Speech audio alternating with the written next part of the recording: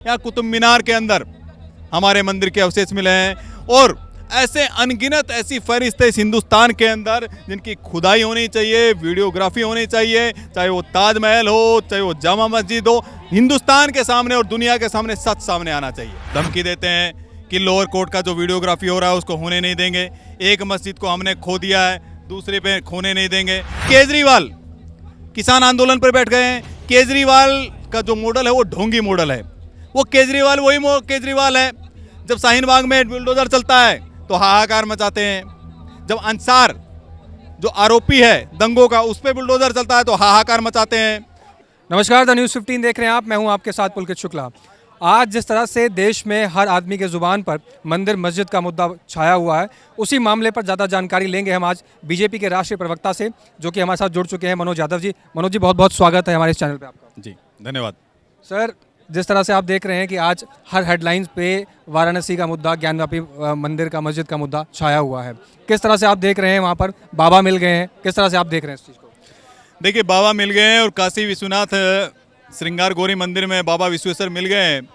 बाबा नंदी जो 350 साल से उनका इंतज़ार कर रहे थे वो बाबा मिल गए हैं और ये बहुत सुखद अनुभूति है और हर्ष का विषय है कि जहाँ पर मुसलमान बैठ कर के वहाँ वुजू करते थे वहीं पर बाबा मिले हैं और ये मामला कोर्ट के विचाराधीन है। निश्चित रूप से कोर्ट का फैसला आएगा वो स्वागत योग्य होगा और जो भी फैसला आए हम उसका स्वागत करेंगे। अच्छा, जो लोग कह रहे हैं कि वहाँ फव्वारा था, शिवलिंग को फव्वारा बता रहे हैं, अगर फव्वारा था तो इतने दिन से फव्वारा, तुमने मोटर कहाँ से लगाई? उसमें कौन सी मोटर लगी हुई थी? किस ज़माने से मोटर लगी हुई थी? देखिए, लोग तो ये बोलते हैं कि देश संविधान से चलता है, दूसरी तरफ ये लोग धमकी देते हैं कि लोअर कोर्ट का जो वीडियोग्राफी हो रहा है उसको होने नहीं देंगे, एक मस्जिद को हमने खो दिया है, दूसरे पे खोने नहीं देंगे। तो इस तरह की बेहुदा बातें करना, कुतर्क करना, असंवैधानिक बातें करने वाले लोगों की फहरिस्त है बहुत लंबी। वहाँ चूंकि मामला कोर्ट में विचाराधीन है, तो जब कोर्ट में विचाराधीन है तो कोर्ट का फैसला आने दीजिए। शिव मिला तो हमारा, शव मिला तो तुम्हारा, उठा के ले जाना, लेकिन श्रृंगार गौरी का मंदिर वहाँ रहेगा, बाबा विश्वेश्वर का मंदिर वहाँ रहेगा, क्योंकि वो काशी कॉरिडोर का अंग है। और सबको पता है कि नंदी के सामने हमेशा शिव होते हैं और शिव के सामने नंदी होते हैं। जिस दिशा में बाबा नंदी मुंह करके बैठे हुए हैं उसी दिशा में बाबा विश्वेश्वर मिले हैं। कुछ लोग होते हैं जो हर चीज़ पे आपत्ति जताते हैं। कुछ लोग थे बुलडोज़र पे आपत्ति जता रहे थे, कुछ लोग वीडियोग्राफी पे आपत्ति जता रहे थे। उन्हीं में से कुछ लोग ओवैसी जैसे हैं, अखिलेश यादव हैं। अखिलेश यादव ने कहा है कि बीजेपी के पास कोई मुद्दा ही नहीं है, इसलिए वो इस तरह के मुद्दे उठाती रहती है बार बार। अखिलेश यादव क्या मुद्दा उठाते हैं? अखिलेश यादव क्या मुद्दा उठाते हैं कि सरदार पटेल महान नहीं थे, जिन्ना बहुत बड़े महान आदमी थे, जिन्ना उनके सपने में आते हैं। अखिलेश यादव क्या मुद्दा उठाते हैं? उनके पिताजी क्या मुद्दा उठाते थे? कार सेवकों पर मैं गोली चलवा दिया, मुल्ला मुलायम की टोपी ओढ़ करके घूमते थे, ये मुद्दे उठाते हैं वो लोग। अखिलेश यादव ने आज तक क्यों नहीं मुद्दा उठाया? मुलायम सिंह यादव ने क्यों नहीं मुद्दा उठाया?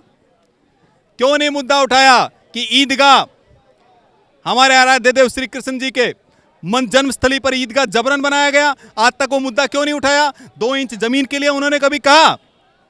कभी नहीं कहा, क्योंकि उनको वोट बैंक की राजनीति करनी है, कुर्सी की राजनीति करनी है, तुस्सी करने की राजनीति करनी है। एक और नया मामला सामने निकल के आया है। जिस तरह से आप देख रहे हैं सारे मामले गरमाए हुए हैं। कुतुब मीनार को लेकर भी अब कवायद तेज हो गई हैं। आर्कोलॉजिकल सर्वे ऑफ इंडिया के क्षेत्रीय निदेशक हैं धर्मवीर शर्मा जी। उन्होंने 20 साक्ष्य ऐसे प्रस्तुत किए हैं जिसमें कहा गया है कुतुब मीनार नहीं, सूर्य स्तंभ है, जो कि नक्षत्रों की गणना के लिए काम आता था। उस पर क्या कहेंगे? देखिए, इस हिंदुस्तान के अंदर ऐसी अनगिनत मस्जिदें हैं जो जबरन बनाई गई है। पहली, हमारे आराध्य देव श्री राम जी के मंदिर पर बाबर ने मस्जिद बनाई, जिसे बाबरी मस्जिद बोलते थे, ढांचा जो था। श्रृंगार गौरी के मंदिर के ऊपर ये ज्ञानव्यापी मंदिर मस्जिद बनाई गई। हमारे आराध्य देव श्री कृष्ण जी के मंदिर के ऊपर ईदगाह बनाया गया। जौनपुर में कुव्वतुल इस्लाम 2.5 दिन का झोपड़ी, अजमेर का जो है सरस्वती मंदिर था वहाँ पर, या कुतुब मीनार के अंदर हमारे मंदिर के अवशेष मिले हैं। और ऐसे अनगिनत ऐसी फहरिस्त है इस हिंदुस्तान के अंदर जिनकी खुदाई होनी चाहिए, वीडियोग्राफी होनी चाहिए, चाहे वो ताजमहल हो, चाहे वो जामा मस्जिद हो। हिंदुस्तान के सामने और दुनिया के सामने सच सामने आना चाहिए।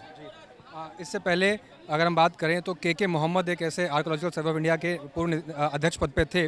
उन्होंने एक प्रोग्राम में अटेंड करते हुए कहा कि जो वहाँ पर कुतुब मीनार के एरिया के अंदर एक मस्जिद बनी हुई है, उस मस्जिद की जगह पर पहले मंदिर थे और 27 मंदिरों को तोड़कर वो मस्जिद बनाई गई है। और वहाँ पर विष्णु जी के अवतार की मूर्ति थी, गणेश जी की मूर्ति, ऐसे तमाम साक्ष्य ऐसे प्रस्तुत किए गए हैं। और ये के मोहम्मद वही हैं जिनकी स्टेटमेंट पर सुप्रीम कोर्ट ने अयोध्या वाले मामले पर फैसला दिया था। देखिए के मोहम्मद जी भी हैं, ऐसे बहुत सारे और भी बहुत सारे इतिहासकार हैं जिन्होंने ताजमहल के बारे में भी पुस्तकें लिखी है, कुतुब मीनार के बारे में बहुत सारी चीज़ें लिखी हुई है। लेकिन कुछ क्या है, वामपंथी इतिहासकारों ने, लिबरल गैंग ने कांग्रेस के संरक्षण में बहुत सारे चीज़ों को दबा कर रखा है हिंदुस्तान में। जैसे मैं 2-3 एग्जाम्पल मैं आपको देता हूँ, जो आपने एग्जाम्पल दिए वो तो सत्य ही है। आपको पता है विपिन चंद्रा की एक पुस्तक है स्वतंत्र भारत का इतिहास, जिसमें हमारे चंद्रशेखर आजाद, सरदार भगत सिंह, हमारे जितने स्वतंत्र वीर थे, बटुकेश्वर दत्त, क्या जितनी लंबी हम लोग गिनती करें, उनको सबको उन्होंने आतंकवादी बताया है। जो क्रांतिकारी थे उनको आतंकवादी कहने का काम किया है। तो इन कम्युनिस्टों ने, साम्यवादियों ने इस देश के इतिहास को तोड़ मरोड़ करके पेश किया है। शिवाजी महाराज जो हिंदू पदपातशाही की उपाधि धारण करते हैं, जो हिंदुओं के सिरमौर थे, जो 2-2 हाथ किए औरंगजेब से, उनको पहाड़ी चूहा बताया गया। राणा प्रताप जो कभी मुगलों के सामने नहीं झुके, कभी नहीं झुके, घास की रोटियां खा करके वो जिंदा रहे, लेकिन कभी झुके नहीं। उनको इन्होंने क्या कहा? भगोड़ा कहा। तो इतिहासकारों ने, कम्युनिस्ट इतिहासकारों ने हमारे इतिहास को तोड़ मरोड़ करके पेश किया है। इस देश के सामने, इस दुनिया के सामने हमारा इतिहास आना चाहिए, सच्चाई सामने आनी चाहिए। और वीडियोग्राफी हो, फोटोग्राफी हो, खनन हो, जो भी हो, न्यायालय इसका फैसला करे। निश्चित रूप से मेरा पूर्ण विश्वास है कि न्यायालय जो भी निर्णय करेगा भाजपा उसे स्वीकार करेगी। लेकिन जो ओवैसी जैसे लोग हैं, जो लिबरल गैंग के लोग हैं, जो कांग्रेस पार्टी के लोग हैं, वो कान खोल करके सुन लें, ये देश संविधान से चलता है, सरिया से नहीं चलता है। संविधान के अनुसार जो भी होगा उसे स्वीकार करना होगा। अच्छा, जिस तरह से सरकार की नीतियाँ जनता के लिए, सबके लिए बराबर होती है, सरकार एक आंख से नहीं बराबर सबको देखती है, ऐसे में केजरीवाल सरकार दिल्ली के मस्जिदों में जो इमाम हैं उनको सैलरियाँ देती है। क्या आपको नहीं लगता कि जो मंदिर के पुजारी हैं, जो गुरु ग्रंथ साहब की सेवा के लिए गुरुद्वारे में लोग हैं, उनको भी सैलरी मिलनी चाहिए? अगर मिल रही है तो सिर्फ उस योजना का लाभ सिर्फ एक समुदाय को क्यों? तुष्टीकरण की राजनीति केजरीवाल की तरफ से क्यों की जा रही है? तो केजरीवाल अकेला थोड़ी ना है तुष्टीकरण की राजनीति करने वाला। ये लंबी फहरिस्त है इस हिंदुस्तान के अंदर। कांग्रेस पार्टी, समाजवादी पार्टी, मायावती जी की बीएसपी पार्टी, टीएमसी, उसी में से केजरीवाल भी है। जो केजरीवाल बड़ी बड़ी बातें करता था, बच्चों की सौगंध खाता था, अन्ना हजारे की सौगंध खाता था, राजनीति में नहीं आएंगे, वो राजनीति में आ गए। जो केजरीवाल कहता था कि मैं इस दिल्ली को लंदन बना दूंगा, पेरिस बना दूंगा, इस दिल्ली का क्या हाल हो गया है। जो केजरीवाल बोलता था पंजाब के अंदर कि फ्री बिजली देंगे, उस पंजाब में क्या हुआ? 14-14 घंटे बिजली नहीं आती है, 18-18 घंटे बिजली नहीं आती है। तो केजरीवाल किसान आंदोलन पर बैठ गए हैं। केजरीवाल का जो मॉडल है वो ढोंगी मॉडल है। वो केजरीवाल वही केजरीवाल है, जब शाहीन बाग में बुलडोजर चलता है तो हाहाकार मचाते हैं। जब अंसार जो आरोपी है दंगों का, उस पर बुलडोजर चलता है तो हाहाकार मचाते हैं। और वहीं अगर साकेत में बुलडोजर चलता है, उत्तर दिल्ली में बुलडोजर चलता है तो कुछ नहीं होता है। तो सिलेक्टिव पॉलिटिक्स करना, तुष्टीकरण की राजनीति करना इनका पेशा बन गया है। तो केजरीवाल ठीक ही कर रहे हैं, क्योंकि उनका वोट बैंक वही है।